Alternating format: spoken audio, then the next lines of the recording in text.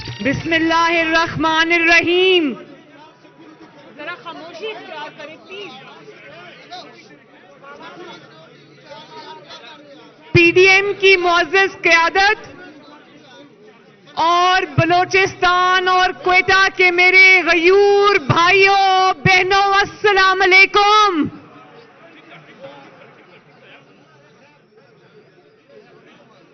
Please ذرا میں بات کر رہی ہوں پلیز.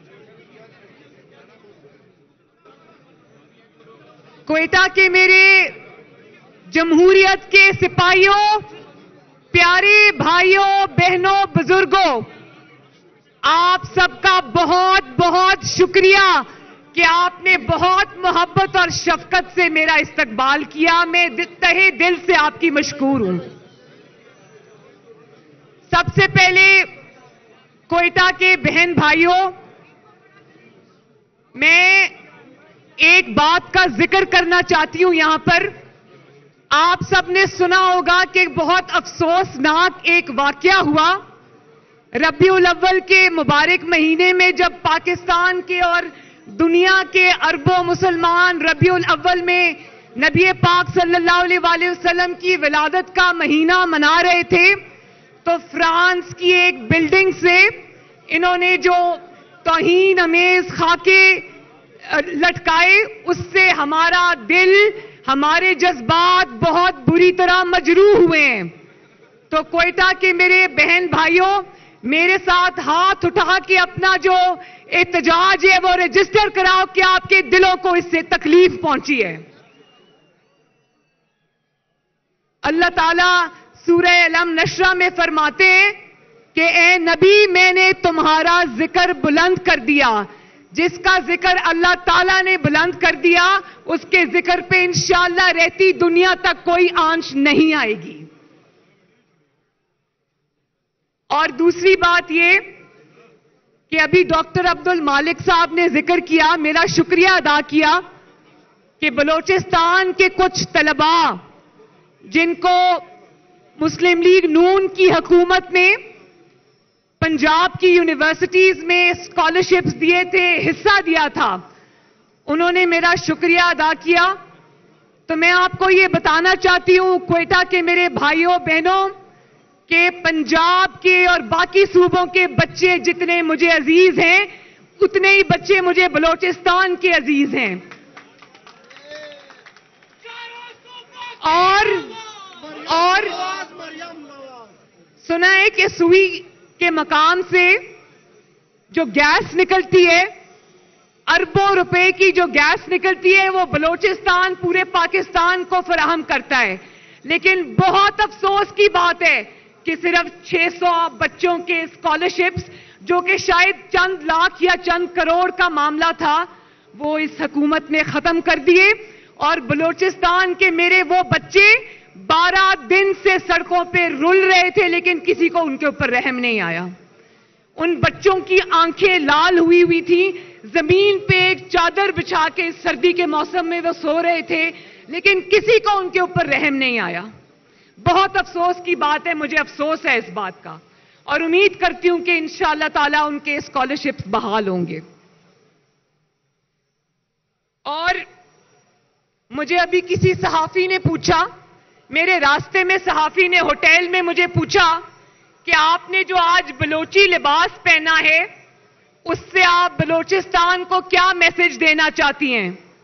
میں نے ان کو کہا کہ جو آج میں نے بلوچی لباس پہنا ہے، اس سے میں بلوچستان کے عوام کو یہ میسج دینا چاہتی ہوں کہ جتنی محبت مجھے پنجاب کے عوام سے ہے، اس سے زیادہ محبت مجھے بلوچستان کے عوام سے ہے.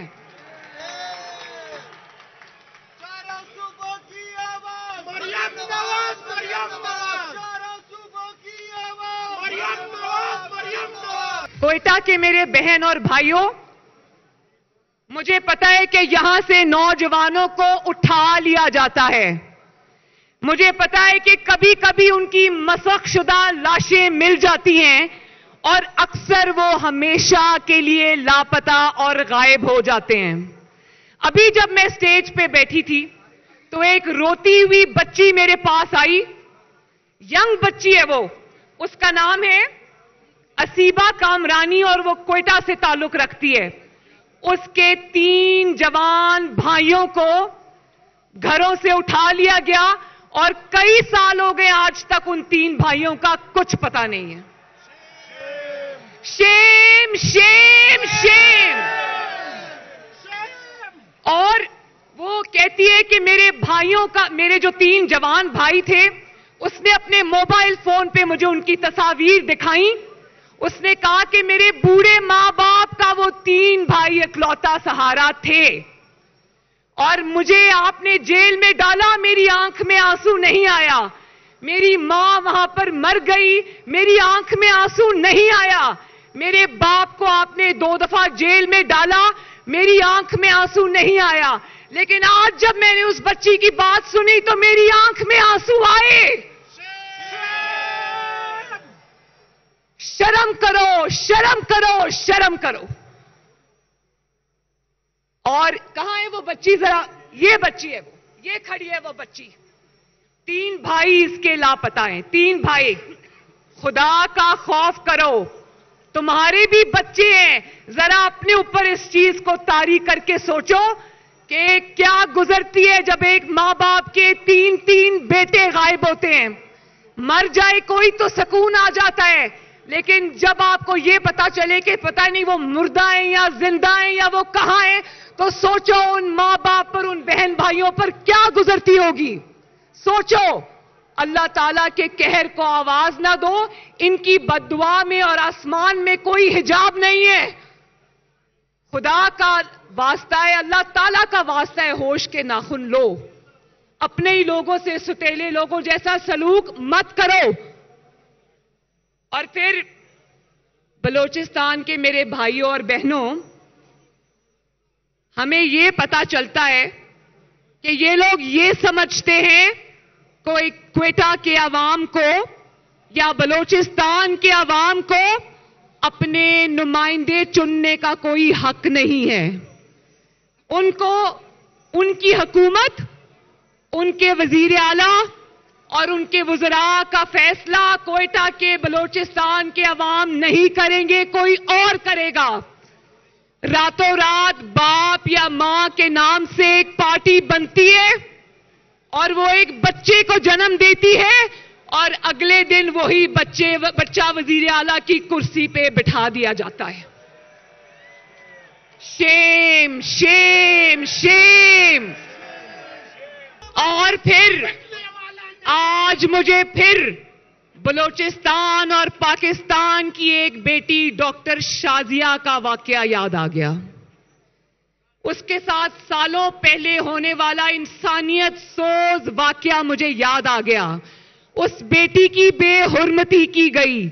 جب انہوں نے میرا دروازہ توڑا کراچی کا، تو بلوچستان کے میرے غیور اور عزت والے بھائیوں اور بہنوں، بزرگوں، کیا ہمارا کلچر، ہماری روایات یہ ہیں کہ بہن اور بیٹیوں کے کمروں میں راتوں رات گھس کر دروازے توڑ کر ان پر حملہ کیا جائے؟ ہاتھ اٹھا کے بتاؤ کہ کیا یہ چیز قبول ہے آپ کو؟ اور پھر آج بلوچستان میں کھڑے ہو کر مجھے اکبر بگٹی شہید کا واقعہ بھی یاد آ رہا ہے، جو میرے ذہن پر نقش ہے. کس طرح ایک آمر نے مکے لہرا کر کہا تھا، ہم تمہیں اس طرح ماریں گے کہ تمہیں پتہ بھی نہیں چلے گا. اور پھر ہوا.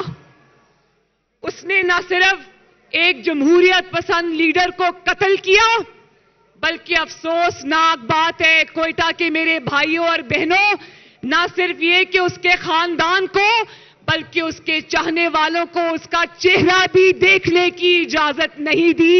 شیم شیم شیم. اور پھر جب اس پرویز مشرف کو عدالت نے پھانسی کی سزا سنائی تو وہ عدالت ہی لپیٹ دی گئی. شیم شیم شیم. اور آج جب میں یہاں کھڑی خطاب کر رہی ہوں تو مجھے کوئٹہ کے اسٹاف کالج میں قائد اعظم محمد علی جناح کے کہے ہوئے تاریخی الفاظ آج میرے دل اور دماغ میں گونج رہے ہیں. انہوں نے کہا کہ میرے عوام کے ووٹ کو عزت دو، اپنے حلف کی پاسداری کرو، آئین کا احترام کرو، پالیسیاں بنانا تمہارا کام نہیں ہے، عوامی نمائندوں کا کام یہ ہے، اور یہ کام عوام کے نمائندوں کو کرنے دو۔ تو کوئٹہ کے میرے بہن بھائیوں، مجھے ذرا یہ بتانا ہاتھ اٹھا کے کہ آج 72 برس گزر گئے، کیا قائد اعظم کی اس تلقین پر عمل ہوا؟ نہیں، آواز نہیں آئی مجھے، کیا ہوا؟ کیا حلف کو یاد رکھا گیا؟ کیا سیاست میں مداخلت بند ہوئی؟ کیا آئین کا احترام کیا گیا؟ کیا عوامی نمائندوں کو پالیسیاں بنانے دی گئیں؟ کیا عوام کو اور عوامی نمائندوں کا حکم مانا گیا؟ قائد اعظم کی روح بھی دیکھ رہی ہے کہ ان کی تلقین کو آج مٹی میں ملا دیا گیا۔ آج نواز شریف، آج مریم نواز شریف، آج محترم مولانا فضل الرحمان اور اسٹیج پر بیٹھا ہوا ہر شخص، ہر قائد وہی جھنڈا اٹھا کے نکلا ہے۔ ہماری ڈیمانڈ ہے، بلوچستان کے عوام کی ڈیمانڈ ہے، گجرانوالہ کے عوام کی ڈیمانڈ ہے، کراچی کے عوام کی ڈیمانڈ ہے کہ ووٹ کو عزت دو، کہ اپنے حلف اور آئین کی پاسداری کرو، سیاست سے دور ہو جاؤ اور عوام کے منتخب نمائندوں کو حکومت کرنے دو۔ اسٹیٹ کے اوپر اسٹیٹ، یعنی کہ اسٹیٹ ابو اسٹیٹ مت بناؤ، ریاست سے اوپر ریاست مت بناؤ، جعلی حکومتیں مت بناؤ، عوام کے مینڈیٹ پہ ڈاکے مت ڈالو، حکومت سے اوپر کی حکومتیں مت بناؤ۔ کوئٹہ کے غیور بہنوں، بھائیوں، بیٹوں، آپ کی غربت، آپ کی پسماندگی اور آپ کی بدحالی، آپ کی بے روزگاری اور بلوچستان کو آج اس حال پہ پہنچنے کی ایک ہی وجہ ہے، اور وہ وجہ یہ ہے کہ آپ کے ووٹ کو عزت نہیں ملتی۔ حکومت اس کی بنتی ہے جس کی باغ ڈور آپ کے ہاتھوں میں نہیں، کسی اور کے ہاتھوں میں ہوتی ہے۔ اس کی ڈوریں آپ نہیں ہلاتے، کوئی اور ہلاتا ہے۔ حاکم کے گریبان پر آپ کا نہیں، کسی اور کا ہاتھ ہوتا ہے۔ وہ آپ کو نہیں، کسی اور کو جواب دہ ہوتا ہے۔ جانتے ہو نا کس کو جواب دہ ہوتا ہے؟ جانتے ہو نا؟ اس کو بٹھانے اور اٹھانے کا اختیار آپ کے پاس نہیں ہوتا، کسی اور کے ہاتھ میں ہوتا ہے۔ اور اگر ہم نے آج اس سلسلے کو بند نہ کیا تو اللہ نہ کرے ہماری آزادی اور ہمارا وجود خطرے میں پڑ جائے گا میرے بھائیوں اور بہنوں۔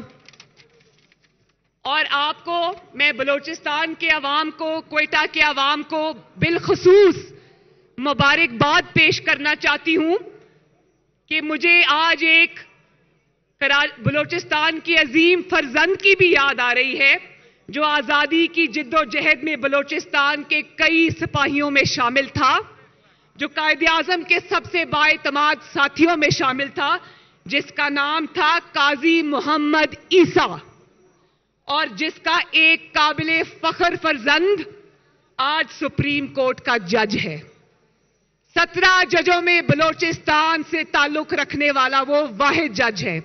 آپ کو مبارک ہو کہ آپ سب نے اس کے لیے آواز اٹھائی، اور جو سپریم کورٹ کا فیصلہ آیا ہے اس نے یہ کہا ہے کہ اس کے خلاف ریفرنس جو تھا وہ بدنیتی پر مشتمل تھا۔ تو آج جس نے بدنیتی کی، جس نے شفاف کردار کے حامل ججز حضرات کے اوپر دھبا لگانے کی کوشش کی، ان کو نوکریوں سے فارغ کرنے کی کوشش کی، تو آج ہم سب مل کر عمران خان سلیکٹڈ اور اس کے سلیکٹرز کو یہ کہتے ہیں کہ اس تاریخی ناکامی کے اوپر تم سب لوگوں کو استعفا دینا چاہیے.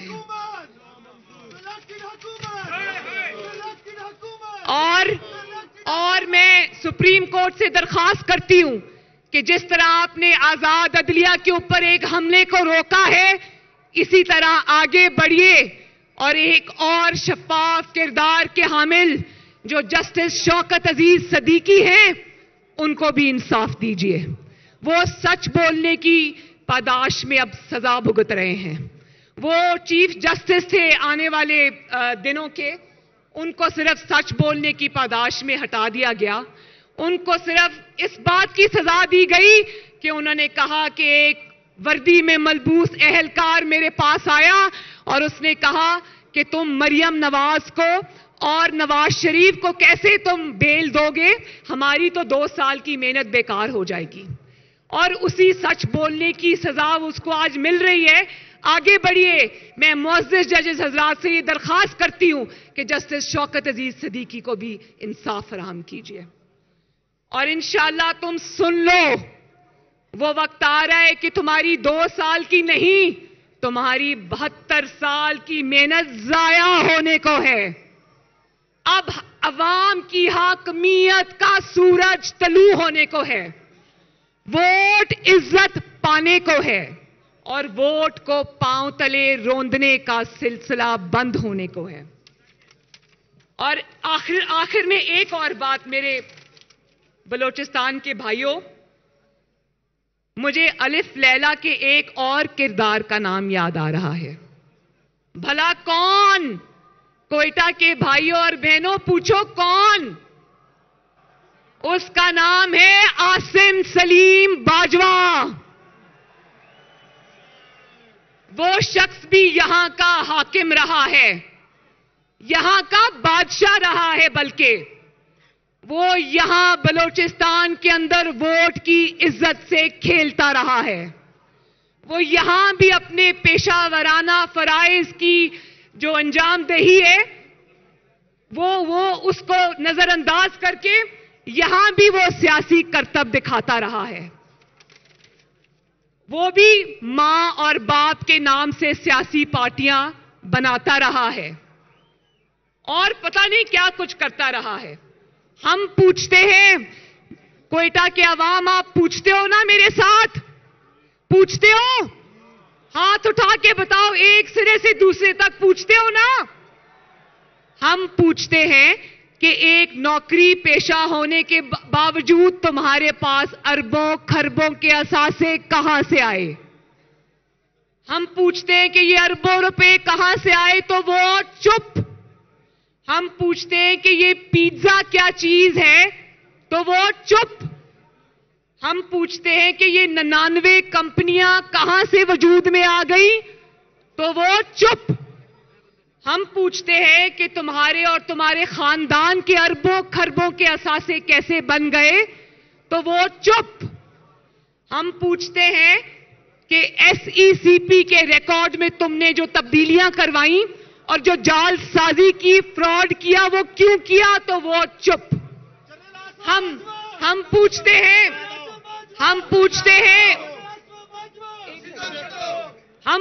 ہیں کہ رسیدیں دو تو وہ چپ.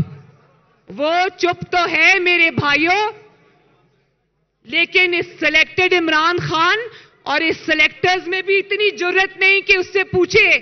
نہ کوئی نیب، نہ کوئی FIA، نہ کوئی اینٹی کرپشن، نہ کوئی FBR اور نہ ہی کوئی ادارہ، نہ ہی کوئی عدالت. جنرل ریٹائرڈ عاصم سلیم باجوہ، ایسا نہیں چلے گا.